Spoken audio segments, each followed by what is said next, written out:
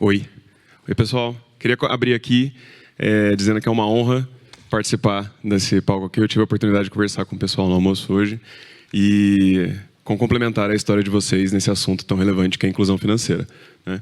Os números, a Isabela contou pra gente, vocês viram, são estarrecedores. A gente está em 2023 com esse número de fintechs que a gente tem e ainda assim a inclusão financeira ainda é um problema.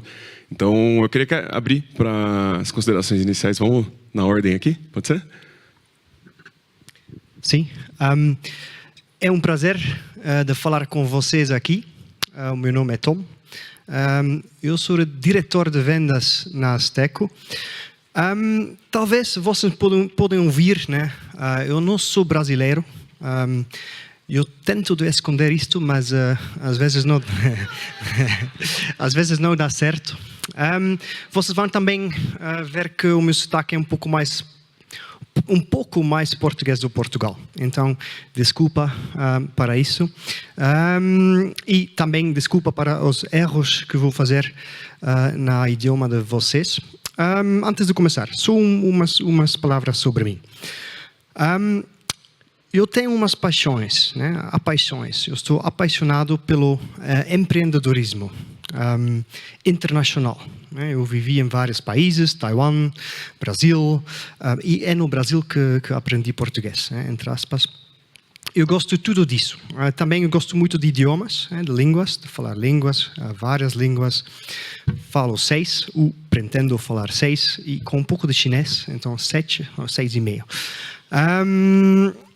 Pois, uma coisa que eu gosto muito também é de deixar pessoas atingirem o potencial delas. Muitas vezes eu acho que isso é uma questão de acesso. Para atingir o potencial, precisamos de acesso à educação, para acesso ao financiamento, coisas assim. E um tempo na minha carreira eu fiquei um pouco preso, porque eu queria fazer coisas tipo empreendedorismo internacional, coisas rápidas, construir coisas, empresas. Mas no meu outro lado eu queria ajudar pessoas. Eu fiquei muito preso nisso uns anos, mas depois, graças a Deus, eu descobri a Azteco em 2019. A Azteco é uma empresa que facilita acesso ao Bitcoin. Também é uma empresa muito internacional. Estou aqui no Brasil. E sim, acho que a Isabela já falou porque isso é importante, né? Tem 1 bilhão de pessoas que podem olhar vídeos de gatos no YouTube, mas que não têm acesso ao sistema financeiro. Depois, Bitcoin resolve isso, mas temos um problema. Um problema também de acesso, porque mesmo se Bitcoin resolver tudo isso, precisamos de acesso ao Bitcoin. Bitcoin é uma coisa que não se encontra agora facilmente. E é nesta faixa que a Azteco está a ajudar. Nós temos um sistema de vouchers, de gift cards, e todo mundo conhece carregamento celular, carregamento do telemóvel. Isto é uma coisa que todo mundo conhece, é fácil, e a Azteco faz exatamente isso, mas não para carregar o seu telemóvel, mas para ter acesso ao Bitcoin. Depois, agora já estamos em 190 países disponíveis, através de várias plataformas digitais, e aqui, em breve, vamos ser acessível também através do nosso website no Brasil, mesmo no Brasil, Argentina, México e vários outros países. E estamos cada vez mais a desenvolver isto. Última coisa, vocês têm recebido aquela voucher. Normalmente no início. Isto é um voucher para vocês experimentarem com a Azteco. Depois podem seguir as instruções. E é isso. Eu acho que é isso mesmo. Muito obrigado. E sim, vamos conversando. Boa. Muito legal ouvir a história da Azteco. A gente tem várias perguntas aqui legais. Por favor, Rafael Lima. A minha apresentação... Sua apresentação deveria estar aqui? Se o Xandão não pegou ela... Não sei, tá bom, vamos lá. Eu já falei para minha editora parar de me colocar nas apresentações, porque eu me sinto meio narcisista com isso, sei lá, mas... Enfim, quem me conhece, só para eu ter uma noção. Ok, eu vou precisar carteira um pouquinho para estabelecer uma coisa. As pessoas me conhecem de redes sociais, via de regra, YouTube, Instagram, mas desde 2019 eu tenho uma equipe em Brasília para ajudar com o processo legislativo em defesa de liberdade econômica. Em 2020 isso virou o Instituto Livre Mercado, que opera junto com a Frente Parlamentar do Livre Mercado, são 100 e porrada deputados federais e 27 senadores, para a gente aprovar leis de liberdade econômica ou barrar leis anti-liberdade econômica. Então, o governo Bolsonaro a gente aprovava, agora a gente está de goleiro atrapalhando tudo. E eu trabalho com isso desde 2020. E dentro do Ideias Radicais também a gente tem uma equipe que se chama Gabinete Liberdade, em que a gente trabalha com vereadores que a gente muitas vezes ajudou a eleger, muitas vezes depois que a gente conheceu, depois das eleições. A gente já trabalhou com em torno de 30 cidades em aplicar a legislação de liberdade no dia a dia de uma cidade, muitas vezes de porte pequeno. A maior cidade que a gente trabalhou foi Belém, mas a gente trabalha com cidades de 5 mil habitantes, 10, 40, 50 mil habitantes, tentando implementar liberdade lá dentro. Isso desde 2021. De lá para cá, a gente já encaminhou para derrubada de gastos 1,2 bilhões de reais em gastos municipais. A gente já fez revogaços de mais de 100 mil leis revisadas, 2 mil revogadas.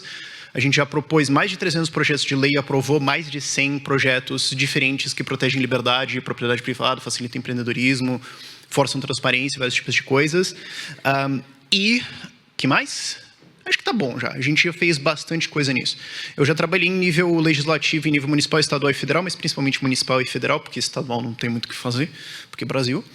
E hoje eu sou líder de políticas públicas dentro do Partido Novo. Então eu estou escrevendo os cadernos de políticas públicas do partido, o que a gente vai defender para as cidades em 2024.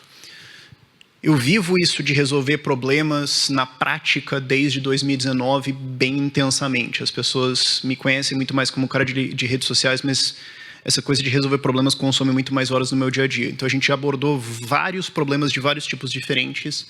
O mais importante e o mais impactante que eu encontrei em toda a minha vida é isso. A diferença que faz na sua vida você ter um endereço. Eu acho que isso muita gente não se liga, muita gente não se toca, ou talvez não está a profundidade do problema. Porque a gente está falando aqui de inclusão financeira, a gente está falando de inclusão bancária, eu estou falando de inclusão econômica. Existe uma linha no Brasil. O Brasil é um país de muros. Existe um muro. É o muro da formalidade. Se você está acima dele, você está incluído na economia. Se você está abaixo dele, você tem um problema. Você não consegue participar financeiramente, economicamente, produtivamente do mundo real. Você está em uma economia paralela. Muitas vezes controlada pelo crime, muitas vezes influenciada pelo crime, muitas vezes refém da política e com vários outros problemas. Qual que é o tamanho desse problema? Quem aqui achou que era desse tamanho? 40 milhões de imóveis no Brasil não têm escritura. É teu? É, prove. Muitos deles não têm endereço. 60% das unidades habitacionais estão irregulares. E você pode desde tomar uma multa, você não consegue abrir negócios, você não consegue fazer coisas, e você pode inclusive perder o seu imóvel. 60%. Eu sei que todo mundo entendia que isso aqui era importante, mas quem chutou que isso aqui era o tamanho do problema? E imóveis formalizados, quando você tem a escritura, quando você tem o título completo, ele pode valer até o dobro. Porque se você não consegue provar que é teu, você vende descontado, né? Então, se você só regularizasse esses imóveis, se você só executasse a legislação que já existe de regularização fundiária, que inclusive dá para fazer PPP com isso, que foi uma emenda do POIT dentro da lei da Casa Verde e Amarela em 2019 e 2020, se você só fizesse isso, qual que é a quantidade de riqueza que você geraria no Brasil amanhã? E muitas cidades não fazem simplesmente por relaxo, desconsideração, o prefeito não liga para isso. MEI precisa de endereço. Você não tem endereço, você não tem o MEI. Faxineiro é MEI, pedreiro às vezes é MEI. Muitas vezes empresas, pessoas simples, não estou nem falando empresas, estou falando pessoas simples. Pessoas que estão morando numa favela, elas querem ter alguma mínima formalidade para ter algum mínimo contrato Tá bom, vamos abrir sua MEI. Onde que você mora? Ah, ali no terceiro barraco, depois no negócio ali onde passa o córrego, sei lá. Ou você não consegue provar que você tem. Ou você não consegue ter alguns documentos completos. O que você faz se você não tem endereço? Você está fora. Você está fora da economia formal. Você não vai conseguir ter uma conta bancária, você não vai conseguir provar que você tem alguma coisa, você não vai conseguir nada. Você está excluído. E isso gera alguns outros problemas mais complexos. Eu juro em cima do túmulo do meu falecido pai, Gerson Pereira Lima, que quando eu só taquei um PIN aleatoriamente no Google Street View, lá perto do Itaquera, aqui em São Paulo, o primeiro lugar que caiu foi Mercadinho Lima. Por essas que eu parei de ser ateu.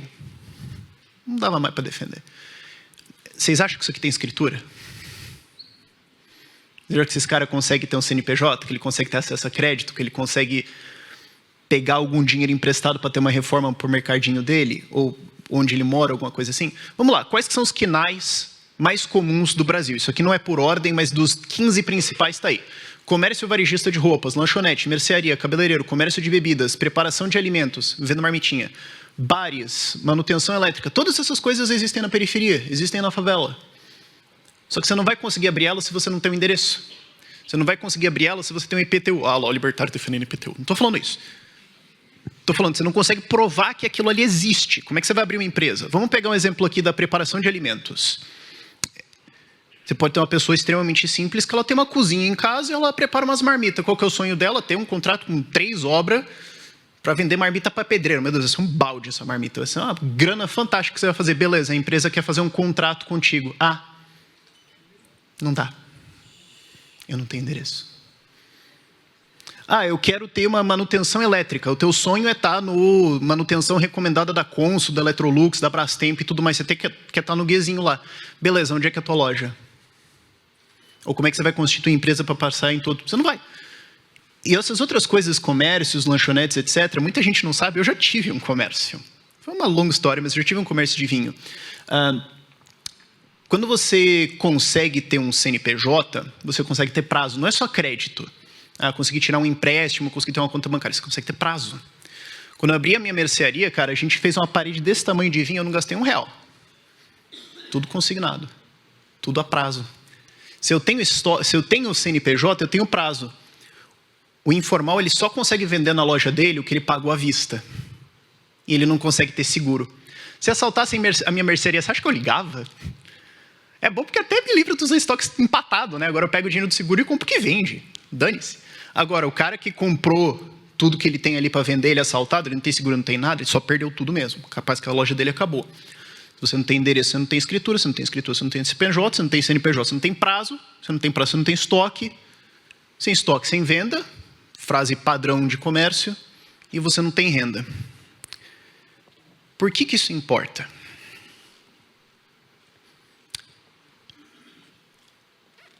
40% das empresas hoje tem uma mulher como majoritária. Isso está crescendo. Inclusive, é mais entre as mais jovens. 32% dos homens estão como majoritários, quando abaixo de 39 anos, mas é mais para a mulher. A mulher tem... quanto mais jovem, maior a chance do empreendedor ser uma mulher. Isso é uma tendência recente. Quem imaginou que esse era o número? No último ano, 18 milhões de mulheres foram vítimas de violência. Pelo seu parceiro ou pela sua família.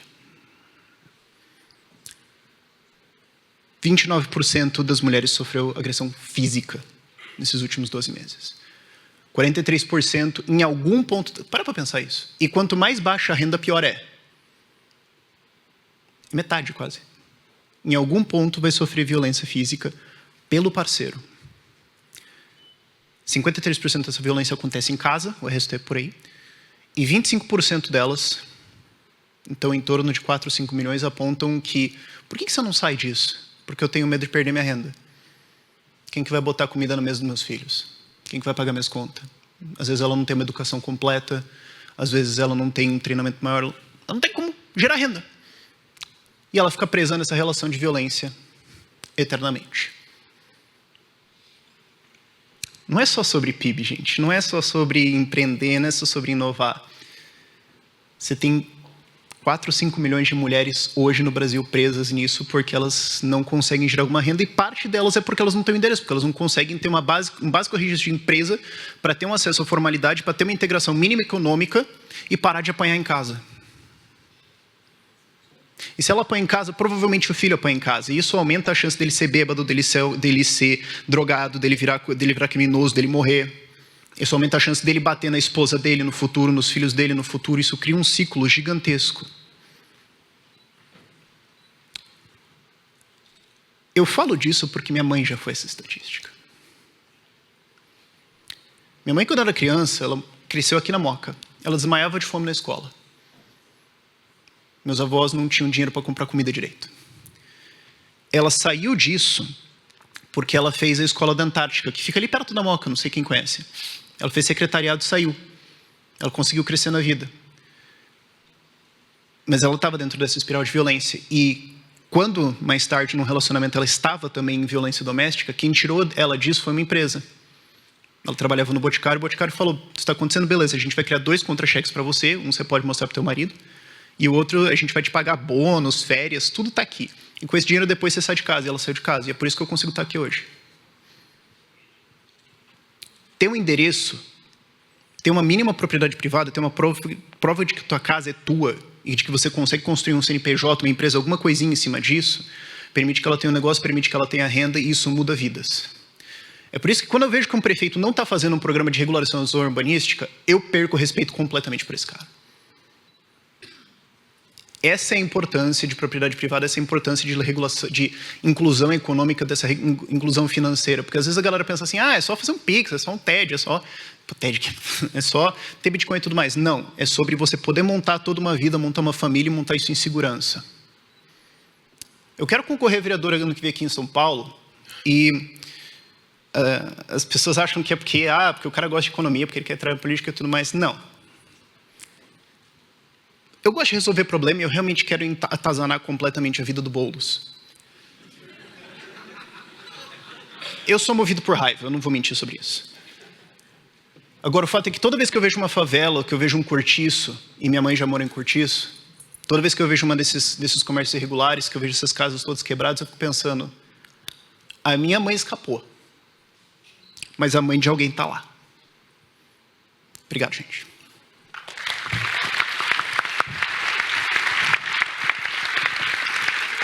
Muito legal, Rafa. Cara, muito inspiradora essa história. Muito bacana ver esses números tão mais estarrecedores que todos os números. É uma chuva de números difíceis, né, de lidar aqui.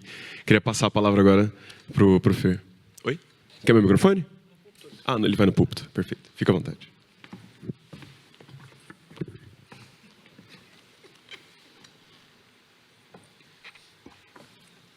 Boa tarde para todo mundo. Primeiro, é um prazer, mais uma vez, estar no Fórum da Liberdade e Democracia. Parabéns a toda a diretoria do IFL de São Paulo de organizar esse evento que é tão importante para o Brasil, para o futuro do nosso Brasil. Bom, falar sobre o assunto do painel inovação financeira, acessibilidade, inclusão financeira. Eu quero, no meu breve tempo, que eu também quero deixar espaço para a gente poder conversar aqui, contar uma história sobre inovação financeira que aconteceu lá em junho de 2019. Nesse mês, uma empresa chamada Calibra, que era uma subsidiária do Facebook, anunciou que estava criando uma nova criptomoeda que poderia ser usada por praticamente 2,5 bilhões de pessoas. Esse era o tamanho da rede do Facebook, então, e era um consórcio com várias outras empresas gigantes do mercado financeiro, de inovação, de tecnologia, venture capital, era Visa, Mastercard, Uber, Lyft, Andreessen Horowitz, enfim, grandes nomes.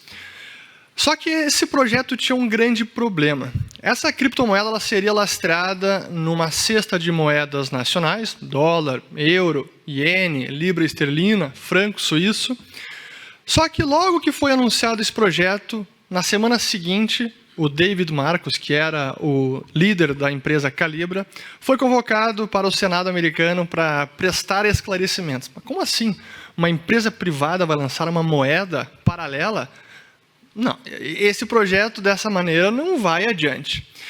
E qual foi o problema dessa tentativa de fazer inclusão financeira? Porque um projeto como esse, quem está no Facebook poderia rapidamente ter uma carteira, receber pagamento, talvez nem precisasse de endereço, poderia estar semi-bancarizado, mas isso não foi possível ir adiante.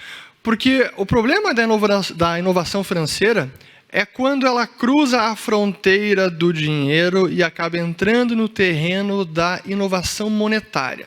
E quando a coisa se confunde com moeda e pode afrontar a soberania monetária de países, imagine o Brasil, eu certamente ia preferir manter meu saldo lá, pelo menos parte, em Libra, lastrado em moedas estáveis, e não usar o real brasileiro, que a gente sabe que não é uma boa moeda. Mas o Banco Central brasileiro, assim como vários outros, até mesmo bancos centrais de países desenvolvidos, acharam essa uma péssima ideia, uma heresia, uma moeda privada não poderia ir adiante.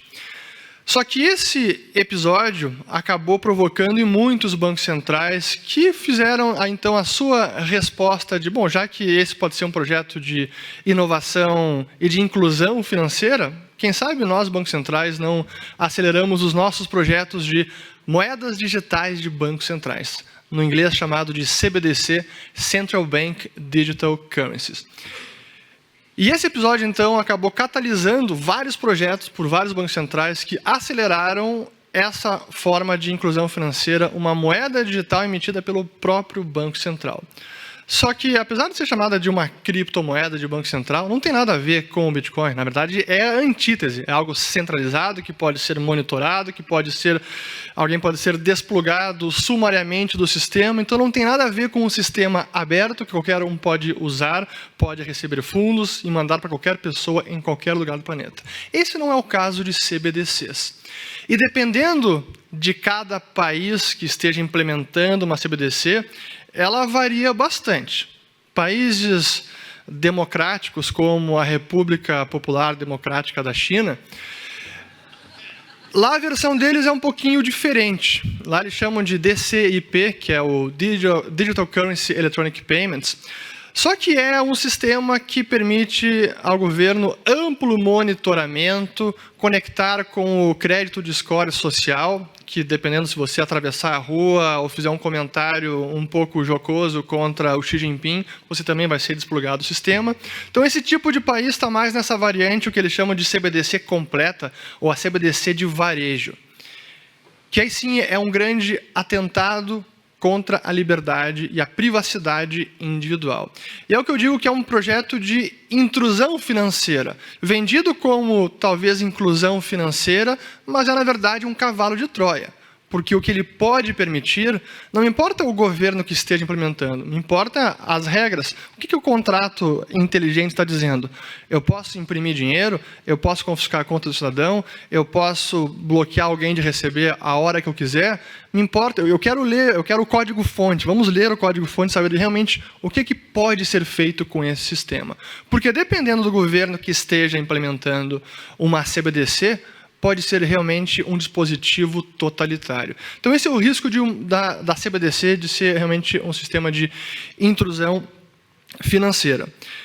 Felizmente, países de verdade mais democráticos, mais livres, democracias liberais, já perceberam que esse tipo de inovação pode ser realmente perigosa. O próprio Estados Unidos, Fed, não está querendo levar adiante a sua CBDC. Alguns governadores, alguns legisladores nos Estados Unidos, inclusive, já concebendo leis para proibir o uso de CBDC. Então, esse risco contra o indivíduo, contra a liberdade individual, ele é real e, por isso, não está avançando em países que prezam mais a liberdade. Aqui no Brasil, a gente está um pouco no meio do caminho. E eu tenho sido um crítico ferrenho desse sistema, novamente, não porque eu sou contra as pessoas que estão fazendo ele, mas sim pelo que ele pode representar, porque a gente nunca sabe quem vai estar no poder. E eu lamento que hoje a gente tem o Roberto Campos Neto, neto de Roberto Campos, um dos grandes liberais do Brasil, que esteja avançando com o Drex, que não é bem a CBDC completa estilo China. Está no meio do caminho, mas em algum momento pode se tornar isso. E eu gostaria que esse tipo de inovação financeira vendida como inclusão na verdade, traz consigo esse grande perigo, esse grande risco de intrusão financeira. Preferia que a inclusão financeira ficasse a cargo do livre mercado, do empreendedorismo, e que essas iniciativas do Estado, que podem ser bem intencionadas, essas fossem realmente eliminadas. Muito obrigado.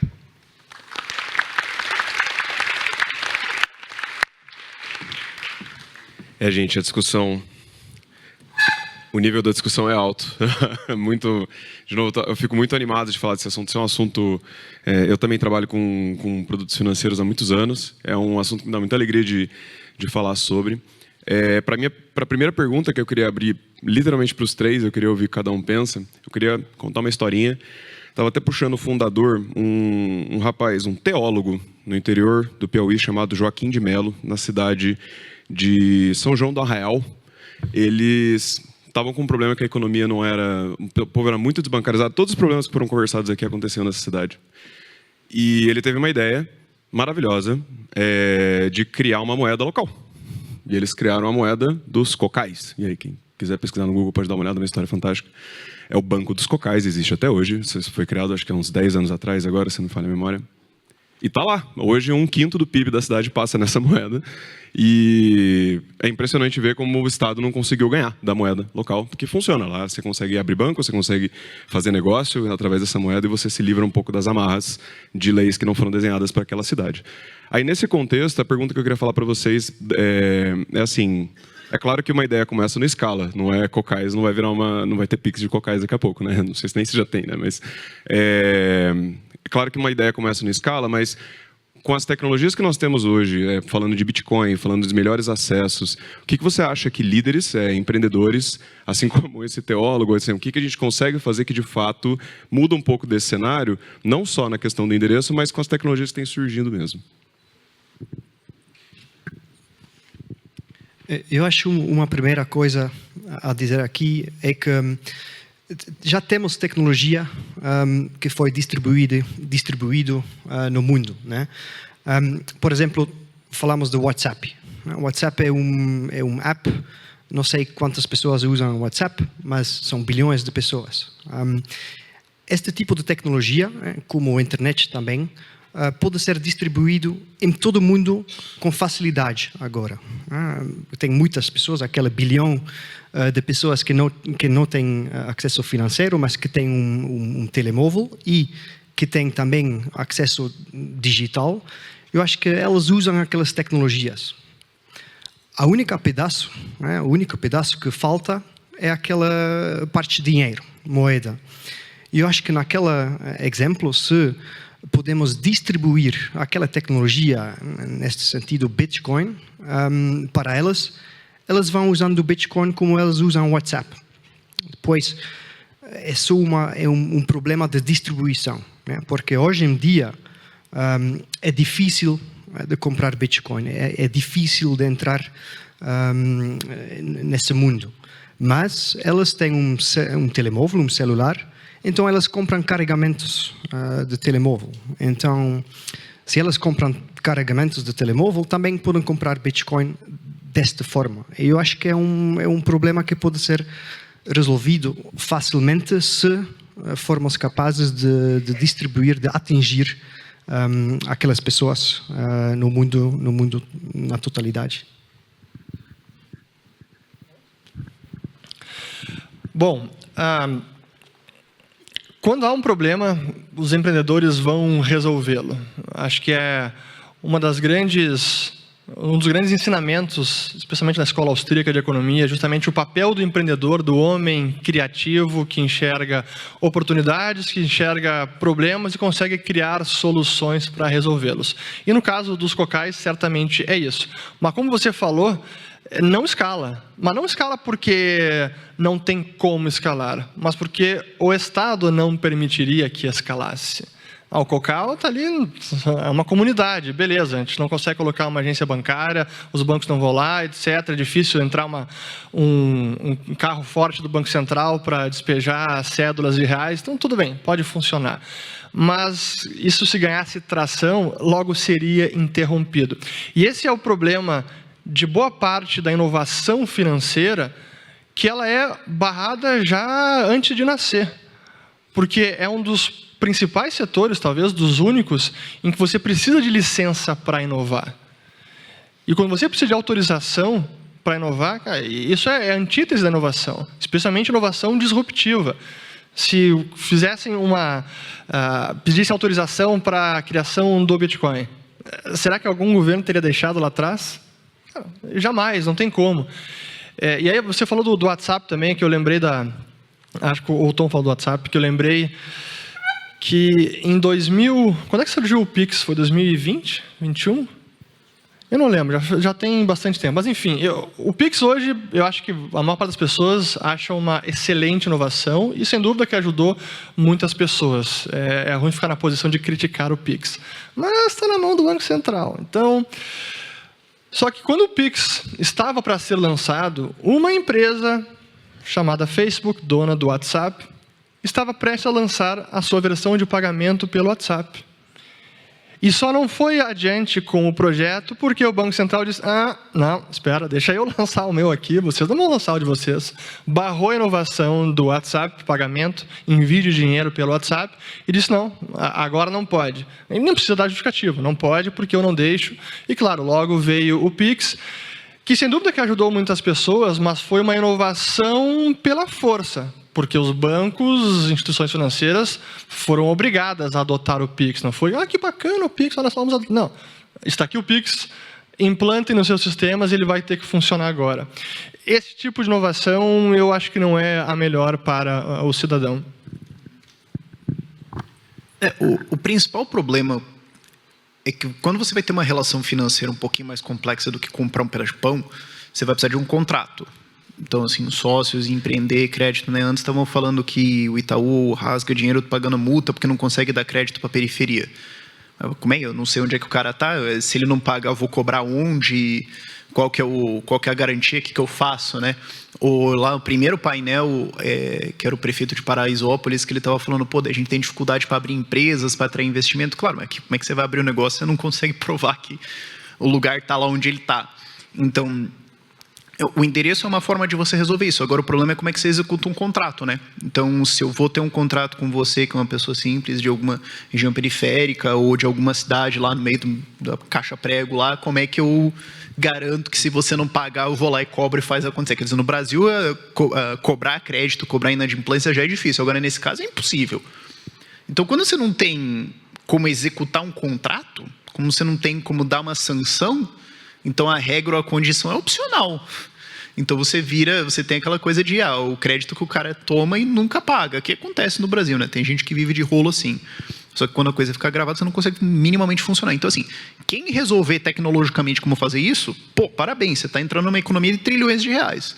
E eu lembro, assim, um exemplo super pequeno disso, eu não vou lembrar o nome da empresa para salvar minha vida, talvez alguém aí saiba, mas é uma empresa, acho que aqui de São Paulo, que os caras fazem entrega dentro da favela, porque o que eles fizeram foi que eles criaram um sistema de ruas deles. Mas se o Correios não dá o CEP, se o governo não faz, a gente mapeia o nosso ali, bota uns endereços, a empresa manda para a gente e a gente entrega. E o cara está faturando, porque ele resolveu o problema de como fechar esse último quilômetro, digamos assim.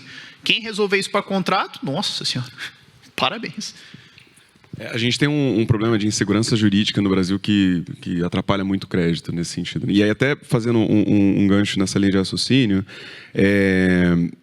falando mais de políticas públicas, aí eu vou começar por você, Rafa. Quais são as políticas públicas que você acredita que que a gente pode pressionar para resolver esse problema, não só do endereço, mas dessa parte de democratização, mesmo de inclusão financeira, para resolver aqueles problemas que você trouxe hoje, entendeu? Tipo, que tipo de política que a gente deveria estar cobrando de acontecer? E aí, de novo, só iniciativa privada, igual no painel anterior a gente estava falando, às vezes não dá, né? Às vezes a gente precisa da força do Estado para chegar em alguns lugares que sozinho não dá, e se tem algum motivo para o Estado desistir, deveria ser esse, né? Cara, é principalmente 3 coisas. Regularização urbanística, uma lei que existe desde 2017. É só o prefeito decidir na cabeça dele fazer. As leis estão escritas, é só copiar de alguma cidade, virar para o executivo da Secretaria de Planejamento e falar, faça-se. O prefeito que não faz é porque o que não quer, ou porque manter as favelas, manter essas regiões periféricas, mantém curral eleitoral e para ele é politicamente conveniente. É um dos dois. Não conheço uma terceira tese. Segunda coisa é simplesmente simplificação burocrática. Então, toda vez que você simplifica, pô, o cara abrir um salão de barbeiro na garagem da casa dele, você está facilitando para alguma coisa acontecer, para uma mínima atividade econômica começar. Eu fiquei curioso, depois eu preciso conversar com um cara de Paraisópolis, porque eu queria entender como é que ele conseguiu legalmente abrir aquela fazenda urbana dentro de Paraisópolis, porque eu tenho certeza que a resposta vai ser, é tudo ilegal, lógico. Via de regra é assim. Via de regra, essas concessões de créditos, empresas, é tudo no acertado, é tudo no vamos ver, e daí você torce para dar certo. Então, toda vez que você simplifica alguma coisa, toda vez que você fala, você pode ter uma horta urbana, ou você não precisa nem falar que pode ter, você fala, não tem nenhuma lei que proíba, faça-se. Alguém morreu, alguém foi lesado, alguém foi ferido? Não, então não é problema da lei, se virem. Todas essas coisas, e digitalização também ajuda, porque quando você digitaliza, é o que eu estou falando, né? O cara tem o celular, ele está lá no meio da favela, no meio da caixa prego, onde fica 2 horas de transporte de algum lugar da cidade, mas ele tem o celular, então ele consegue fazer se tivesse a parte burocrática digital, ele consegue fazer. Agora, se ele precisa pegar 2 ônibus e um metrô só para protocolar um pedaço de papel na prefeitura, meu Deus do céu, né? Então, isso simplifica. E a terceira coisa é que, assim, a gente está falando aqui muito também de inovação financeira, né? Como é que você leva uma simples conta bancária na periferia? Como é que você leva uma simples incorporação de empresas ou resolução de disputas para a periferia? Cara, boa sorte abrindo um Banco do Brasil. Boa sorte. O Mauá aprendeu muito bem o que acontece quando você tenta fazer isso, né? A gente tem história no Brasil disso. Tem um motivo porque no Brasil o banco dá dinheiro. Por que ele dá mais dinheiro? O retorno em equity de banco no Brasil é maior do que o do estrangeiro? Porque os bancos estrangeiros não querem ganhar dinheiro aqui por birra? Não, porque tem barreira. Se você quiser abrir alguma coisa assim, é difícil. O pessoal conseguiu dar uma hackeada em ter os sistemazinhos de pagamento. Beleza. Agora assim, quero fazer uma mínima concessão de crédito. Quero fazer seguro. Cara, falou a palavra seguro, você acabou de entrar num sistema regulatório que eu vou ficar até sexta-feira aqui que vem para explicar para vocês quão complicado é. Então, se você desburocratiza isso tudo, simplifica isso tudo, você simplifica todas essas pequenas relações financeiras e institucionais que você precisa ter para ter uma mercearia na periferia. Que se o cara quiser abrir uma startup uma startup de concessão de microcrédito e seguro para barbearias, mercearias e lanchonetes na periferia. Meu Deus, cara, até você explicar isso para o fiscal, você já foi preso. Sim, uma coisa... uma história legal era o Red Flags Laws. Não sei se você conhece, mas era em Inglaterra, quando os carros eram uma nova tecnologia. Sim, os carros entravam, né, tudo bem, é uma nova máquina, faz muito barulho, é muito perigoso porque tem um motor e não sei o quê. Depois, o governo lá introduziu Red Flag Laws. Era um gajo, um rapaz, que era lá com uma bandeira vermelha antes do carro. Depois, tudo bem, podemos tudo ver que depois é melhor caminhar, não é? Porque não tens cheiro e tudo isso. Mas eu acho que isso é uma coisa com tecnologia que várias vezes já tem acontecido, é que o governo não compreende. Não compreende bem e também a tecnologia tem sempre a tendência de atingir o potencial.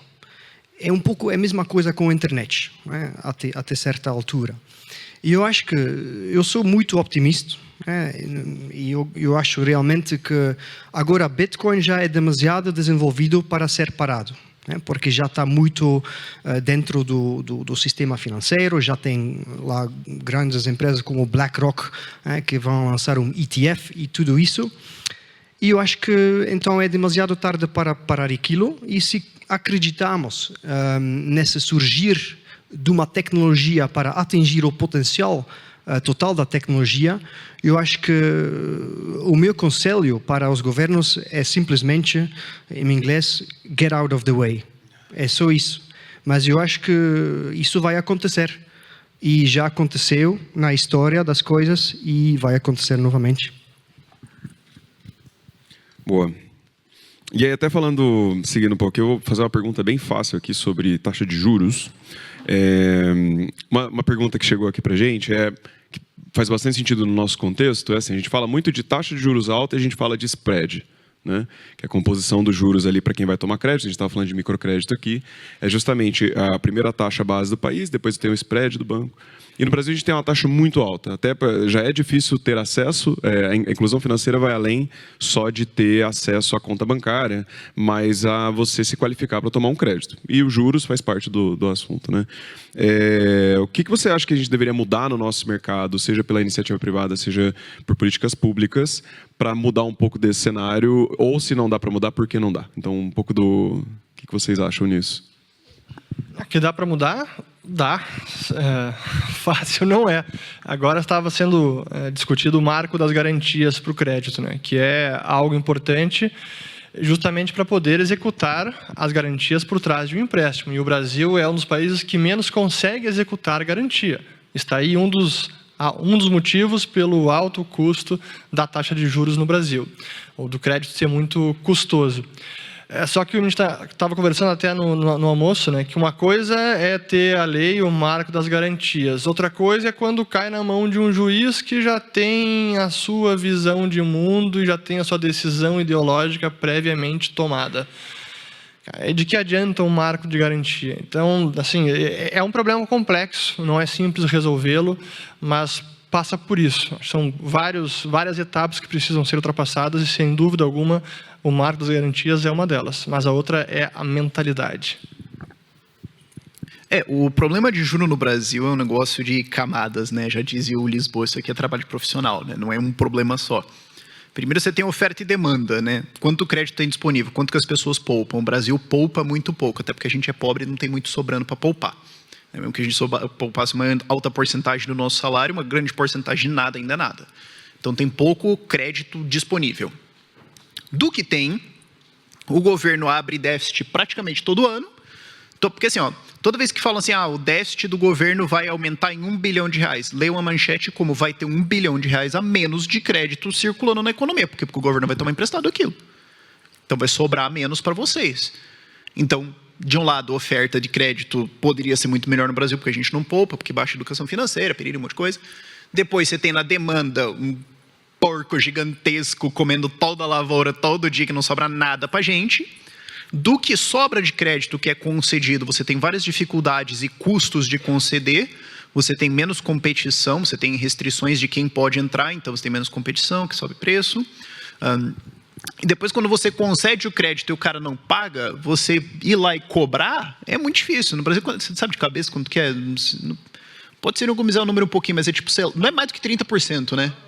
É tipo, sei lá, 15%, alguma coisa que é recuperado. Qualquer país desenvolvido é tipo 80% ou 90% que é recuperado. No Brasil você não recupera quase nada. Tanto que quem entende um pouco mais desse sistema sabe que você pagar o seu cartão de crédito é uma decisão inteiramente opcional da sua parte, porque não tem como o banco te executar, eles vão te botar no Serasa, depois de um tempo cai. Tem muita gente que vive de rolo de tomar essas coisas e nunca pagar. Então isso vai subindo os juros no Brasil e em cima disso depois tem o que o Urich falou, que depois assim, beleza, né? Vamos executar, vamos fazer alguma coisa. Já chegou no juiz, aí o juiz resolve militar na decisão.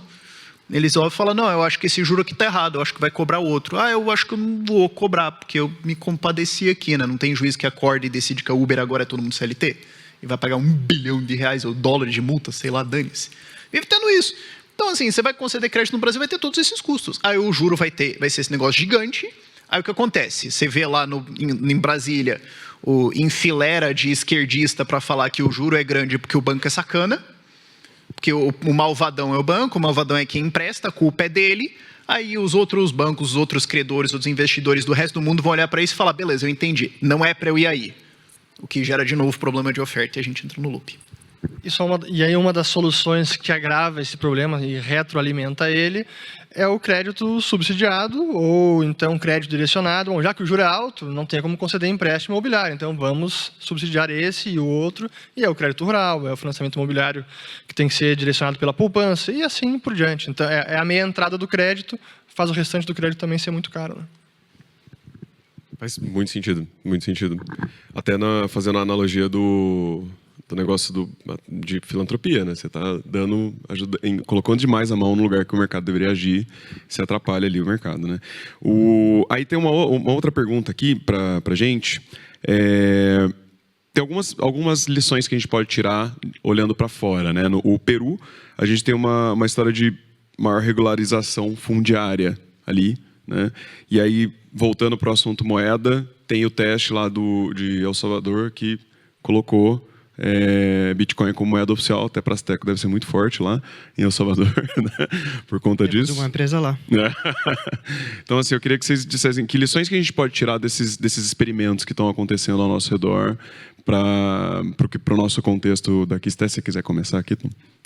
Sim, eu acho que El Salvador é um pioneiro, né, neste sentido, o que traz muitos benefícios para elas, porque primeiramente elas estavam muito dependentes do dólar, e ainda são, né, naquela fase de transição, porque a moeda oficial era só o USD, US Dollar, mas agora é US Dollar e Bitcoin. Depois elas introduziram aquela política de adopção, né, de Bitcoin como moeda principal.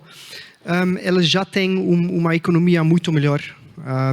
Elas já estão também, e talvez Fernando pode falar sobre isto, emitir aquela Volcano Bonds, né, para, em vez de bonds tradicionais, para atrair dinheiro de forma alternativa, através de Bitcoin.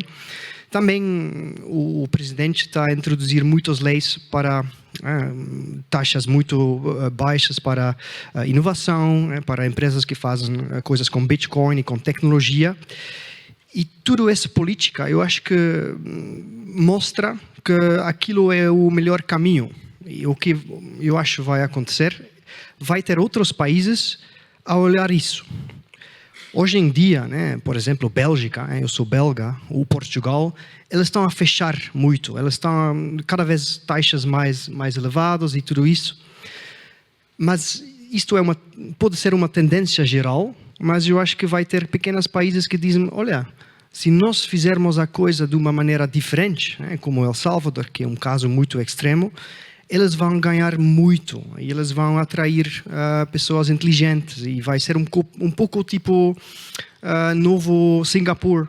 Eu acho que realmente El Salvador pode tornar-se um novo Singapura.